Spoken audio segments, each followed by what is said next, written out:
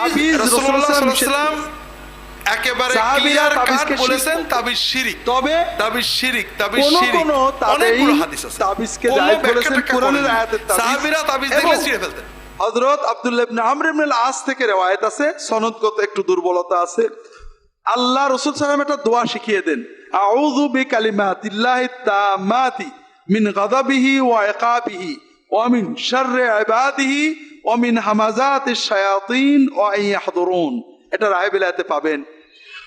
আব্দুল্লাহ ইবনে আমর ইবনে al-As তার ছেলে মেয়েরা একটু বড় হলে এই দোয়া মুখস্থ করাতেন, সকাল সন্ধ্যায় পড়বে, কোনো শয়তানের নজরে পড়বে না। তবে যারা মুখে কথা বলা শিখিনি তাদেরকে কাগজে লিখে গলায় দিতেন।